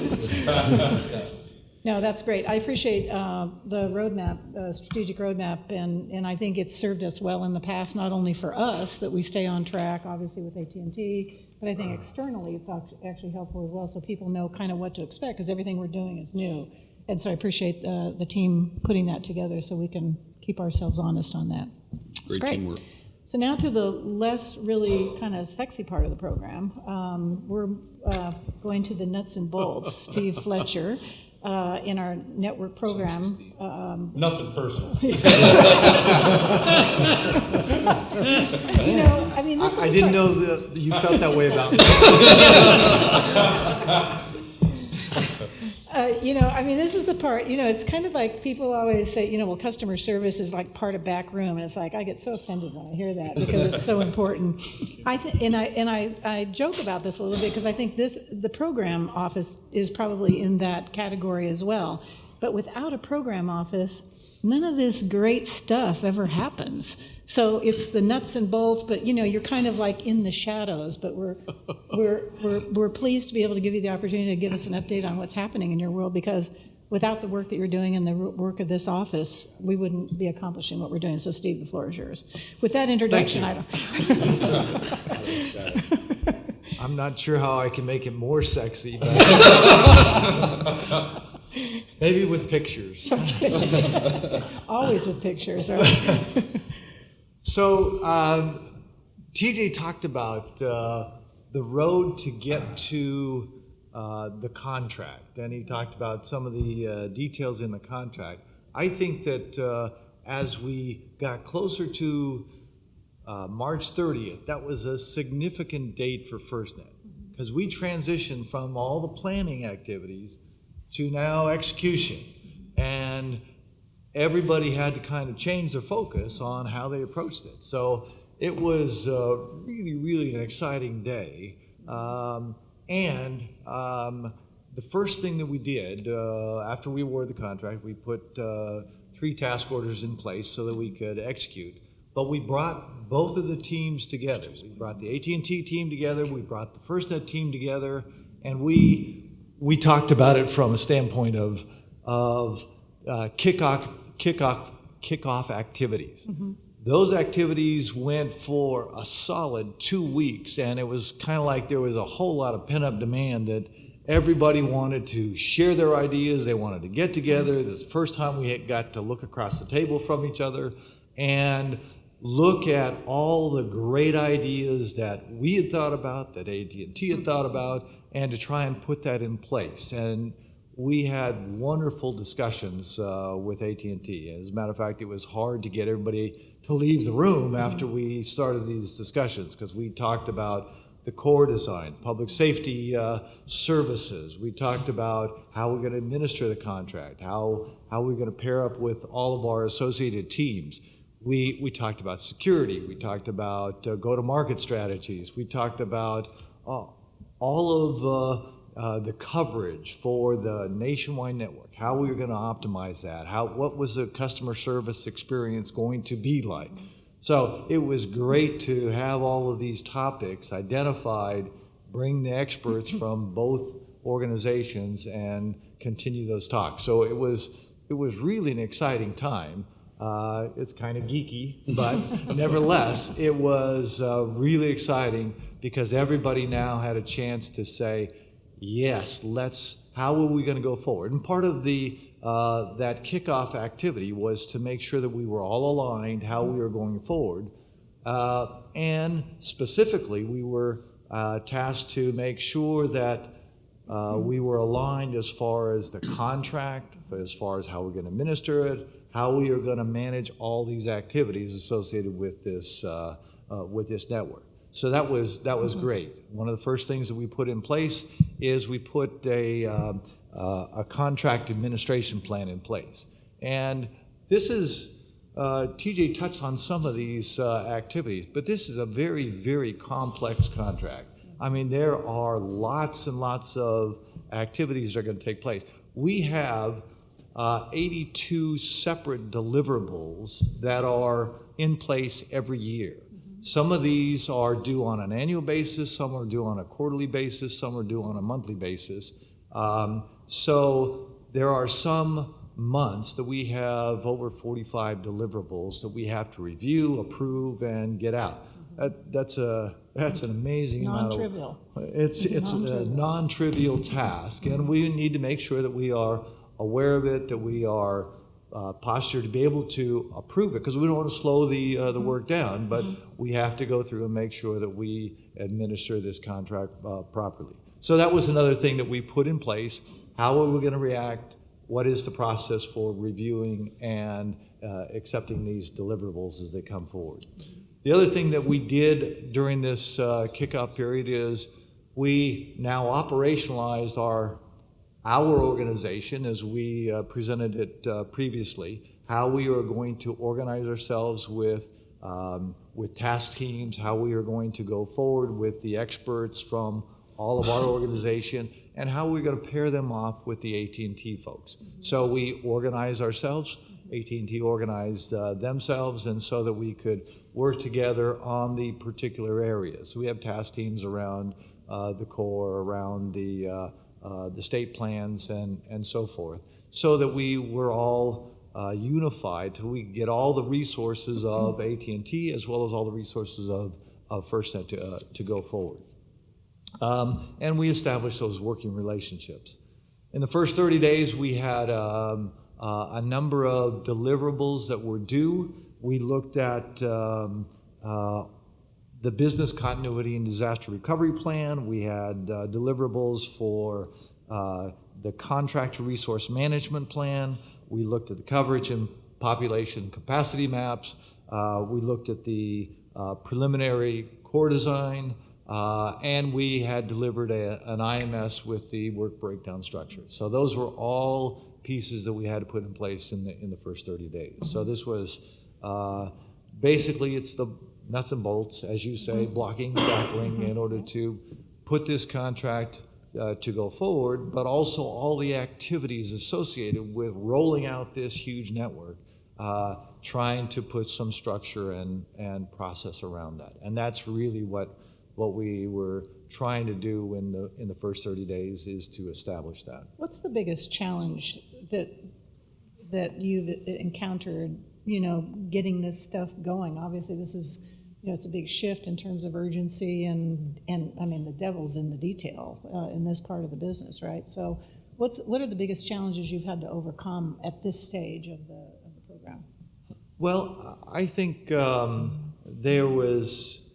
we had to look at how we're going to match up with all the people, both their folks and our folks. And we also had to recognize that, I mean, this isn't a knock on the contractor, but until the contract was signed, they couldn't hire all the resources that they needed, right? Because they can't just have them sitting on the bench. And because we had this protracted protest, while they were prepared, they have done a tremendous amount of work for the state plans and putting that together. A lot of their other folks, the day-to-day operation, the program management team, they were not in place. They were maybe elsewhere in the organization, but they had to bring them in, they had to get them, and bringing them up to speed on what is FirstNet, how do we operate within AT&T and within the FirstNet operating office. that took a little bit of time, and so you had to train them, you had to get them up to speed, and so forth. And that was it's that surge process that we had to get everybody up to speed and get aligned and coordinated. And I think that was. I think everybody realized it was going to be a huge problem or a huge process. Maybe that's a better way to do it. Say it.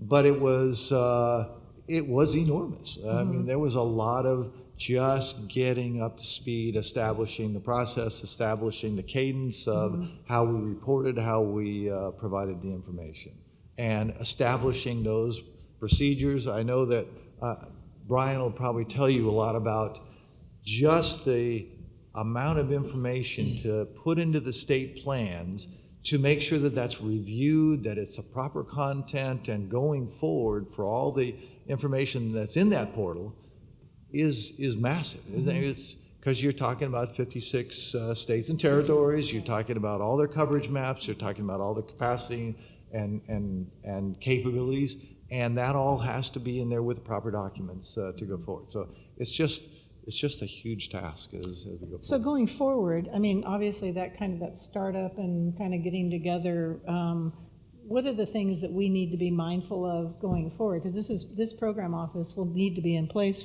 for literally the life of the contract, correct, Mike? Yes. I mean, so it's got to be in place. So what do we need to be mindful of this part of the organization going forward? Because this is just, it's just like muscling through things, right? I mean. Well, and I think the level of complexity is going to increase. So we have to scale up to the maximum right now to be able to, even though it's not at that capacity. I think the next couple of slides kind of demonstrate what you can expect in the way of cadence, in 90-day chunks. Okay. So right now the program office is focused on making sure that we have the infrastructure in place.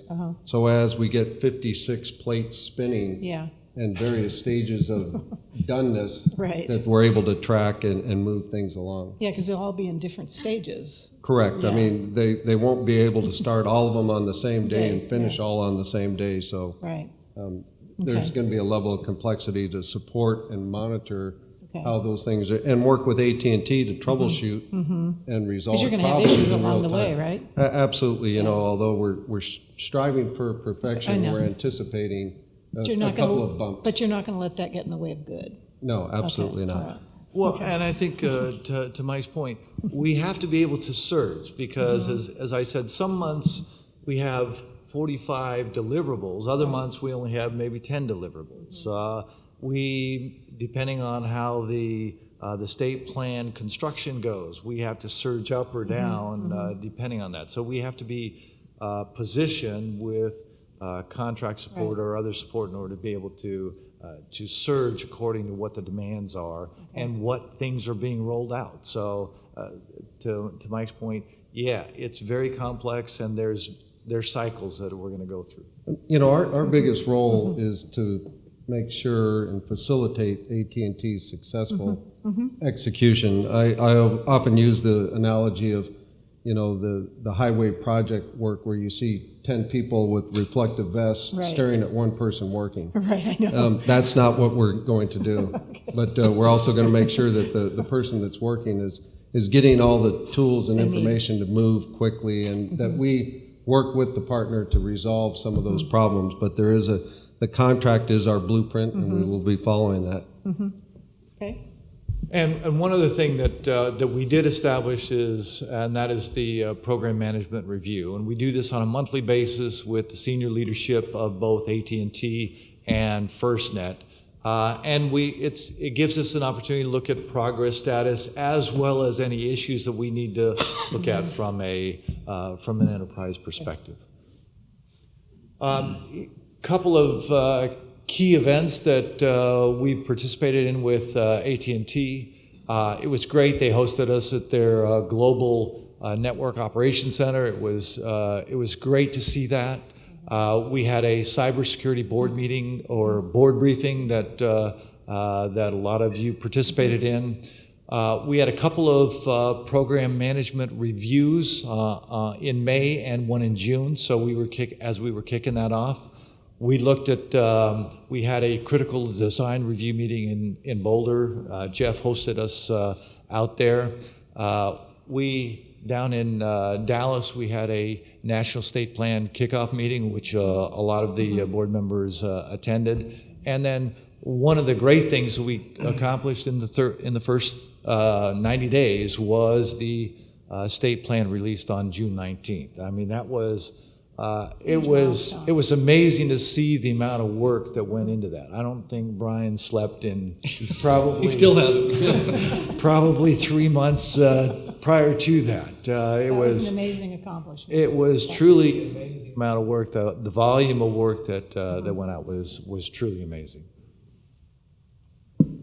So, just to give you a little bit of an understanding about where we're going to be going in the next 90 days, obviously we will continue with the activities for the oversight of the contract, tracking with our IMS and all of those activities. The first task order is the state plan portal. We have put that in place, and that is coming. It is finishing up. For the portal, and there would probably be a payment request because they will have completed their work on that. The task order number 2 was to deliver state plans, so and that's the delivery of the state plans and all the way through to the to providing information and so forth for the states and territories to make their decision. Task 3 focuses around the core. It's to do the design of the core. It is to identify the public safety features that are going to be associated with that. And it's also identifying the ecosystem of devices and applications that's going to be put in place. So task order number 1, it's going to be due at the end of June. Task order 2 and 3 will be due at the end of September. And then the other thing that we will be doing is we will be putting in another task order 4, which is the construction of the RAN for all the states. And so it'll be construction of a RAN by AT&T, or a state may choose to construct their own RAN, but we still have activities that we have to monitor, we have to interconnect, and so forth. So task order 4 will be associated with that. We have to have that in place before we can have a governor's decision that takes place. So this has got to be ready and available, so when a governor makes his decision, that we will be ready to go forward with that activity. And then just a quick snapshot of the key milestones. You can see a lot of the checks that have been put in place. Those are activities that are completed. And so to note some of the key dates here is, as we're going forward, we'll look at IOC 1 for task order 1. That's at the end of June, which would be a potential payment to AT&T for their work on delivering of the state portal. We have one in September, if you look, and that's when the state plans will be delivered. It's also some of the core activities that that are associated with task order 3 that are going to be delivered at that time also. And obviously, we are gearing up toward the last milestone there, which is the governor's decision. By the end of December, all states should have been determined how they're going to go forward with building the state RAN. And so that's another one that we are focusing on and gearing up toward in that regard. And I'm assuming that AT&T, I mean, this is a joint kind of schedule that we're working on, obviously, so. Yes, they are tracking. They obviously, if they want to get paid. They are very interested in this schedule because that is exactly how they get paid. Okay, well, so that's what makes the contract work. So the IMS, or Integrated Master Schedule, is thousands of lines. And so Steve's organization works with AT&T to track it. Yeah. Our vision is that, for the board purposes, we roll up the bigger events, and you'll see this kind of thing. Obviously, the roadmap is even I know, a lot higher. But this is a kind of a snapshot of the next 6 to 8 months with specific things that are significant events in the program schedule that the board, through the designation of check marks or not, and we're not so naive to think that our line will always have. There may be a time where a check mark doesn't happen Right. for whatever reason. This is a kind of a heads-up display for the board to get a quick visual as to where we are in the more tactical portions of the program. But if we have amnesia, you'd give us the total IMS to review. Yes, if you wanted to. Or insomnia, I mean. Right. And amnesia. You'd run amnesia. That's it, Steve? Are there any other questions? Any questions? So we're going to move on to our CTO, Jeff Bratcher, but I just want to remind people that one of our key responsibilities for FirstNet was to develop a set of network policies. Obviously, this is to ensure that everyone conforms to a common standard so that you all drive on the right side of the road, you turn your turn indicator on, and obviously in a technology world, this is pretty standard stuff, is to have policies so everybody conforms and it all works together. The charters of the Technology Committee and the outreach required that the committees review these policies, which they have, and make recommendations to management on anything that they thought should be modified. Just to recall for everybody, that process started in January. And we also had a briefing to the board, and also the Outreach and Consultation Committee followed up with a March briefing, and also of the Technology Committee. So Jeff is really just going to update us today on where we are in a couple of key technology areas, including network policies. Great. Jeff, so you're into your full nerd suit? I am. Full nerd ready. So thank you, Madam Chair. Thank you, board members. If I could just take a second, if you'll indulge me. This may be the last time I can publicly thank Harlan McEwen for his efforts over the last 13, 14 years that I've known Harlan. Most of my technical team, I think they're watching today, most of them did have the pleasure of being what I term Harlanized when they bring up technical ideas that Harlan says that makes no sense for public safety. Please go back to the drawing board. So, Tom, I will develop a term for you as you move into the new chair role.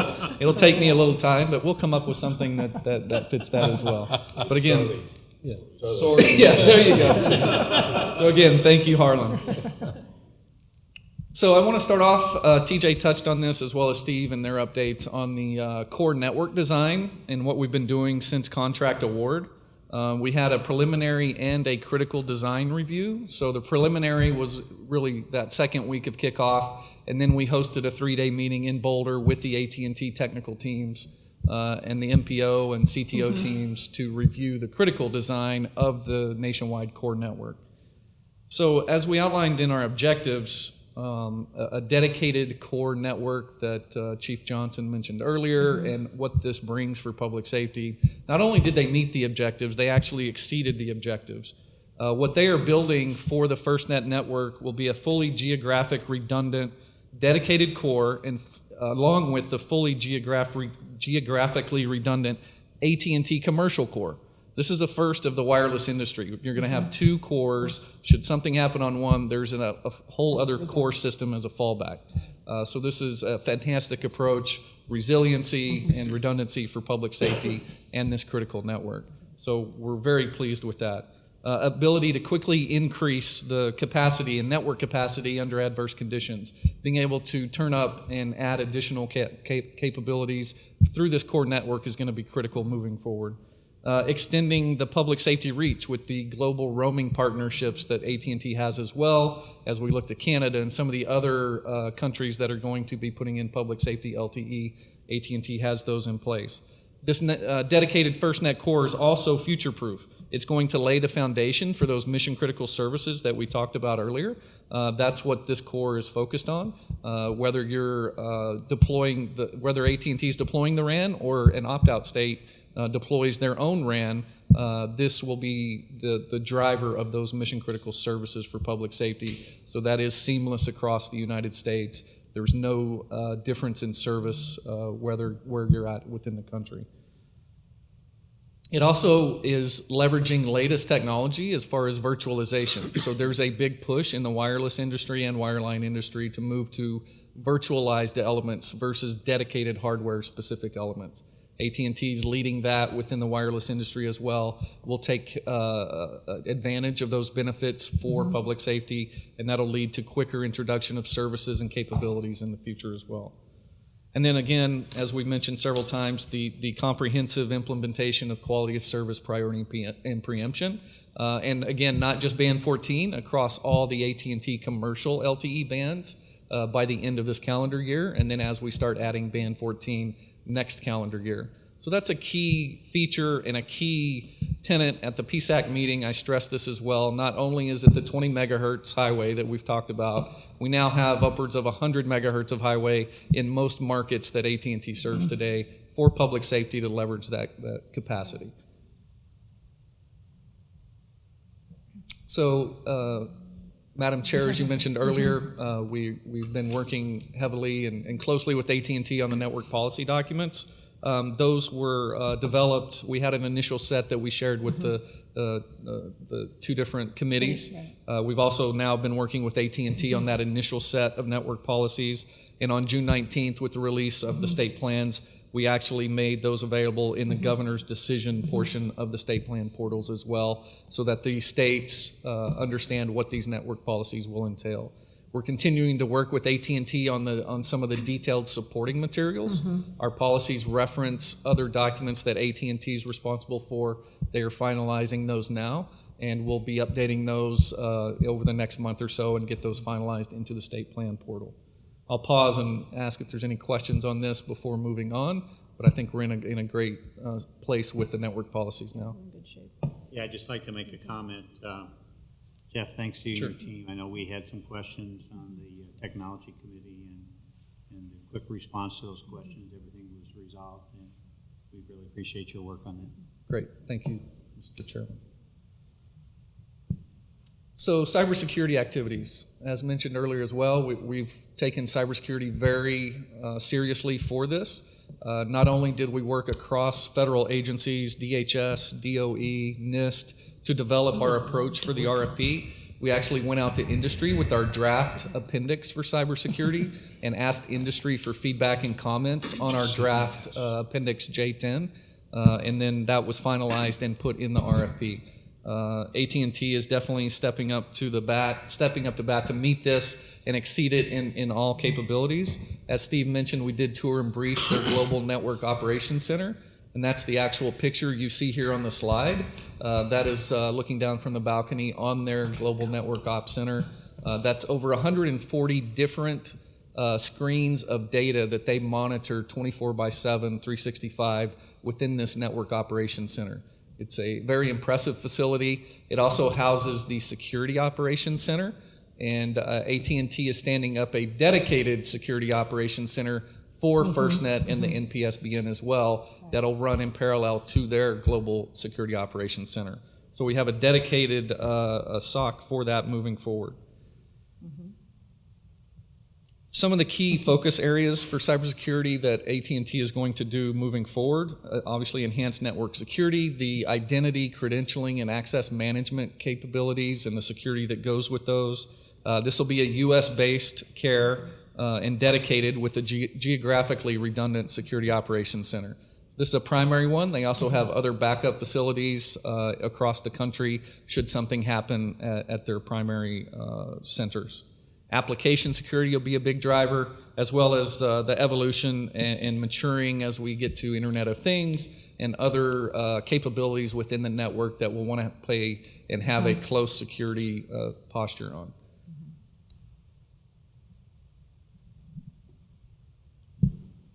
So where are we at with the verification plan? So we've had a lot of discussions. We briefed the board with AT&T and developed our verification and validation plan moving forward for the cybersecurity aspects. This outlines some of our upcoming milestones and contract deliverables. We're working with AT&T to finalize our quality assurance and surveillance plan for cybersecurity and what those deliverables will actually look like. And that's targeted for next month. our target completion date for our verification program. So that's the FirstNet responsibility on how we will validate what they are doing in cybersecurity. And we're working that with the Department of Commerce CIO as well to have that in place by the October timeframe.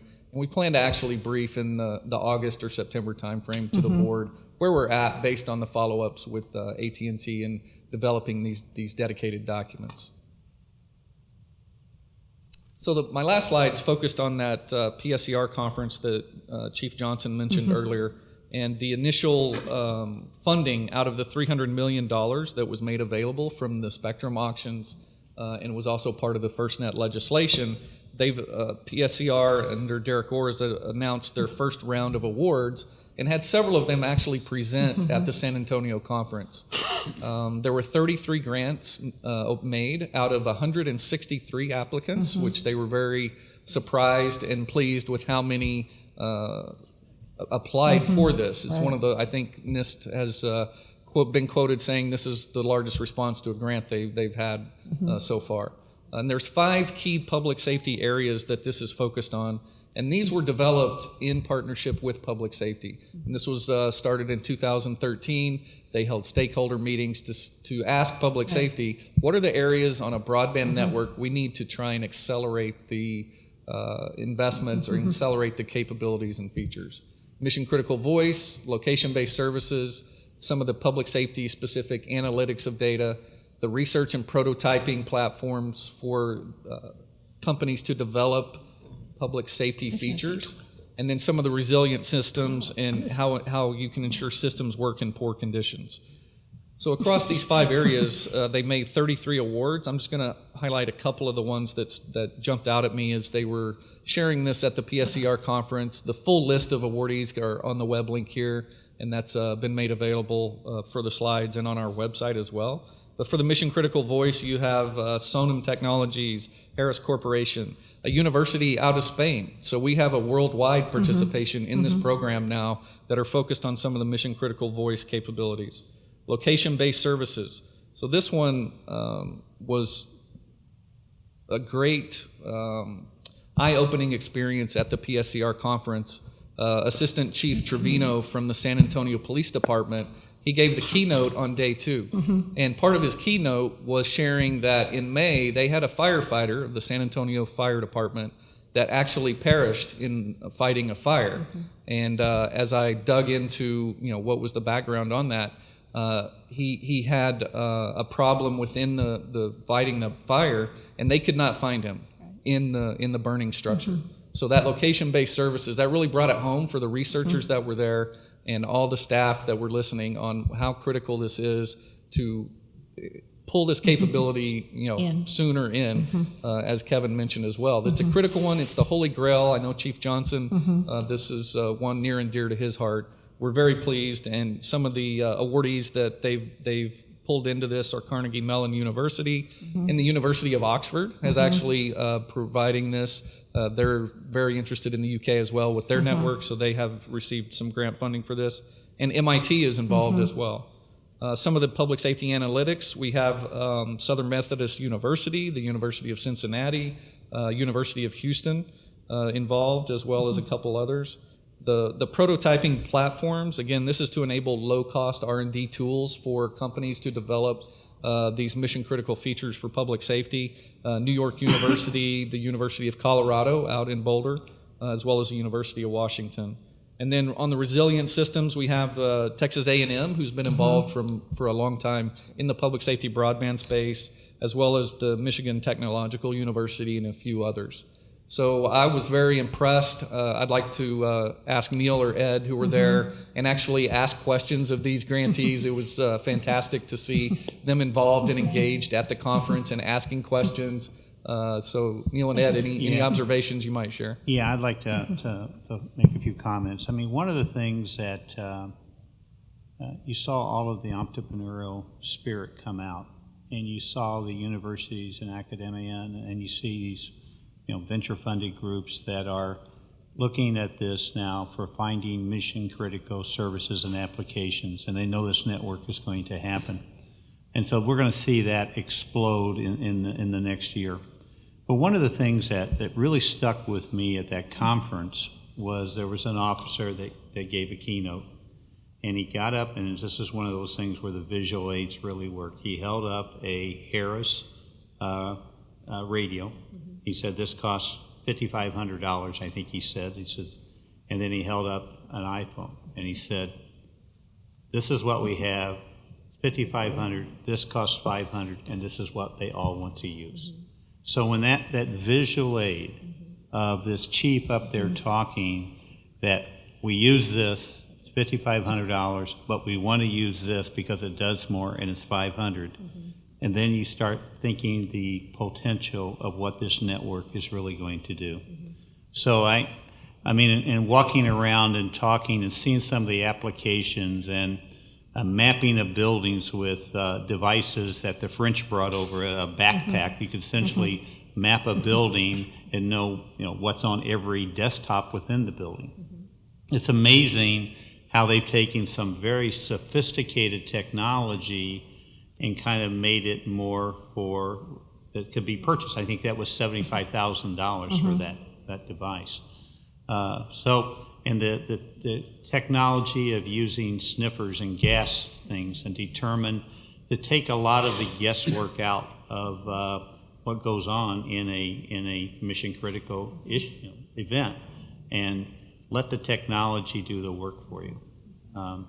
So I was very impressed. Ed, I don't know if you want to say a few comments. Yeah, I think, let me echo the comments. The entrepreneurial spirit is truly brought out by the creation of this competition.